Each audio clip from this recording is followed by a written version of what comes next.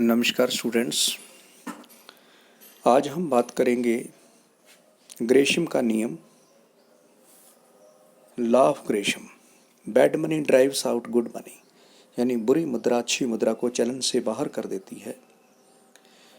जब किसी अर्थव्यवस्था में दो प्रकार की मुद्राएं एक साथ चलन में हो तो एक मुद्रा अच्छी और दूसरी बुरी हो या उसे कम गुणवत्ता वाली हो तो बुरी मुद्रा अच्छी मुद्रा को चलन से बाहर कर देती है। इसे ही ग्रेशम का नियम कहा जाता है।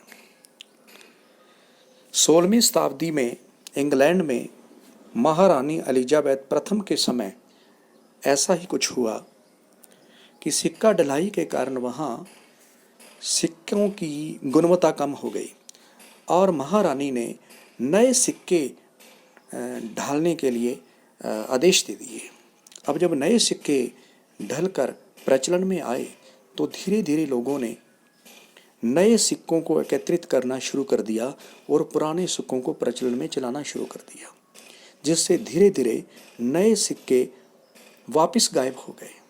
तो ऐसी स्थिति में एलिजाबेथ ने वहाँ के एक प्रसिद्ध अंग्रेज व्यापारी सर थॉमस ग्रेशम को अपने सलाहकार के रूप में इसकी जांच करने के लिए नियुक्त किया। और जब उन्होंने इसके बारे में जांच की तो उन्होंने पाया कि लोग अच्छी मुद्रा जो नए सिक्के थे उनको अपने गैदर करते गए, इकट्ठे करते गए, और जो पुरानी मुद्रा है घिसे पिटे जो सिक्के थे उनको ही सामान लेने के लिए या विनिमय करने के लिए या लेन देन में यूज़ करते रहे, जिससे चलन में पुराने सिक्के घूमते रहे और जो नए सिक्के थे वो धीरे धीरे गायब हो गए।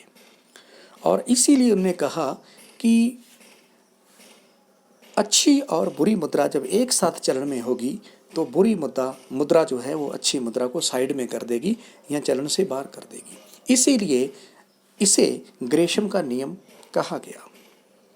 ऐसा इतिहास में कई बार हुआ है। मोहम्मद बिन तुगलक के समय भी ऐसा हुआ। उसने जब अपने उस साम्राज्य के अंदर तांबे के सिक्के चलन में थे तो उसको लगा कि कॉपर जब कम पड़ गया तो उसने लेदर के सिक्के चला दिए, चमड़े के सिक्के चला दिए और उसकी वैल्यू तांबे के सिक्के के बराबर रखी। और जब उसने देखा कि कुछ समय बाद पूरे साम्राज्य में लेदर के चमड़े के सिक्के चल रहे हैं और तांबे के सिक्के सारे गायब हो गए, क्योंकि हर आदमी जिसके पास तांबे का और चमड़े का सिक्का है वो लेन देन में चमड़े का सिक्का दे रहा है, तांबे का अपनी पॉकेट में रख रहा है या अपने पास गैदर करके रख रहा है। तो तांबे के सिक्के धीरे धीरे इकट्ठे होने लग गए और चमड़े के सिक्के ही चालू रहे। इस प्रकार से ऐसा बहुत समय पहले भी हुआ है। तो इसको हम यूं भी समझ सकते हैं धातु मुद्रा में कि अंकित मुद्रा और वास्तविक मूल्य, वास्तविक मुद्रा का वास्तविक मूल्य। किसी भी धातु मुद्रा के दो मूल्य होते हैं। एक तो वो मूल्य जो उसका वास्तविक मूल्य है, जिस धातु से वो कॉइन या सिक्का बना है उसकी एक वैल्यू है, उसे हम उसकी वास्तविक वैल्यू कहते हैं।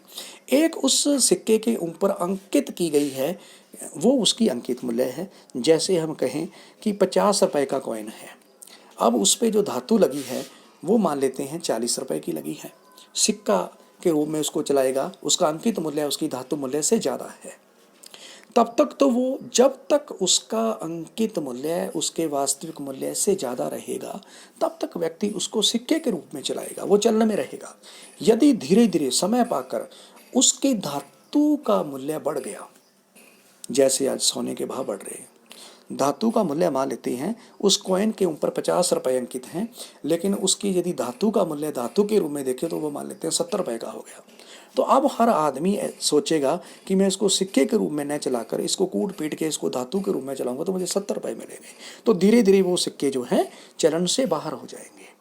तो इसीलिए ये देखा जाता है कि किसी भी मुद्रा का अंकित मूल्य से उसका वास्तविक मूल्य या उसका धातु मूल्य जो है वो ज़्यादा नहीं होना चाहिए, तो तभी वो चलन में रह सकता है। तो ग्रेशम के नियम का ये बड़ा महत्व है, जिससे हमें ये पता चला कि किसी भी धातु का, किसी भी सिक्के का जो अंकित मूल्य है वो उसके रियल मूल्य से ज़्यादा रहना चाहिए।